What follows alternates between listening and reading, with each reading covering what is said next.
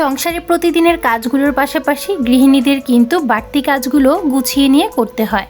আর যেসব গৃহিণীরা আমার মতো বাচ্চা সংসার পাশাপাশি বিজনেস সামলায় তাদের কথা আর কি বলবো, তাদেরকে তো দেখা যায় বিশেষ বিশেষ দিনে হিমশিম খেতে হয়।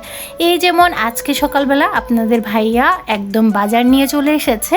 এখানে মাছ মুরগির বাজার, সেই সাথে আদা রসুন এবং বেশ কিছু সবজি এনেছে। আসলে পাঁচমিশালি সবজিটা আমি আনতে বলেছিলাম, বেশ অনেক দিন থেকেই পাঁচমিশালি সবজি রান্না করে খেতে ইচ্ছে করছে, তাও আবার নিরামিষ, উপরে খুব ভালো করে পাঁচফোড়ন দিয়ে। এই তো সকালবেলা বাজারে গিয়ে এখানে পাঙ্গাস মাছ, রুই মাছ, ট্যাংরা মাছ, মুরগি, সেই সাথে কিন্তু আমার পছন্দ মতো যে যে সবজি বলেছিলাম সেই সবজিগুলোও এনেছে।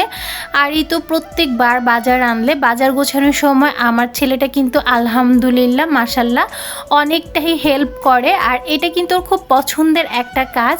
আর এই তো ইদানিং আমার বাসায় কিন্তু একদমই ভরপুর পাঙ্গাস মাছ খাওয়া হচ্ছে। আর এই পাঙ্গাস মাছটা কিন্তু সাফওয়ান আর আমার ভীষণ পছন্দের। আপনাদের ভাইয়া তো খায় না, তো আমি, সাফওয়ান, সুমাইয়া আমরা তিনজনই পাঙ্গাস মাছ খাই। তার পাশাপাশি রুই মাছ তো থাকে এবং অন্যান্য ছোট মাছও রাখা হয়। বাজারগুলো গুছিয়ে নিতে নিতে চলেন আপনাদেরকে খুব সুন্দর গরমের কিছু আরামদায়ক সুইস কটনের আনস্টিচ ড্রেস কালেকশন দেখিয়ে আসি। আমাদের বিজনেস পেজ আউটফিট পেজ জেবিনে সেই শুরু থেকে এই ড্রেসগুলো আপুদের ভীষণ পছন্দ। আর এই ড্রেসগুলো আপুরা বারবার করে চায় বিদায় এই ড্রেসগুলো আবারও কিন্তু রিস্টক করা হয়েছে, তবে খুবই স্বল্প সংখ্যক রিস্টক করা হয়েছে। তাই যেসব আপুদের পছন্দ হবে চট জলদি কিন্তু আমাদের বিজনেস পেজ আউটফিট বাই জেবিনে নক দিবেন এবং আপনার পছন্দের ড্রেসটা অর্ডার করে ফেলবেন। আর এই ড্রেসগুলো অনেক বেশি রিজনেবল এবং অনেক বেশি আরামদায়ক হওয়ার কারণে যে কেউ এগুলো পারচেস করতে পারবে। প্রত্যেকটা ড্রেস অনেক বেশি সুন্দর। পেজের লিঙ্কটা আমার এই ভিডিওর কমেন্টে এবং ডেসক্রিপশনে দেওয়া থাকবে। এইদিকে পাঁচমিশালি সবজি রান্না করার জন্য আমি এখানে বরবটি, কাঁকরোল, আলু, গাজর, পটল এই সবজিগুলো নিয়েছি। আর এদিকে যে মাছগুলো হচ্ছে ফ্রিজে রেখে দিব সেগুলো হচ্ছে আমি বক্সে করে রেখে দিচ্ছি। আমি কিন্তু সবসময় বাজার থেকে মাছ আনার পর এইভাবে এয়ারটাইট বক্সে করে মাছগুলোকে 2-3 বার করে ধুয়ে তারপরে পানি ঝরিয়ে রেখে দিই, এতে মাছের স্বাদ অনেক দিন ভালো থাকে।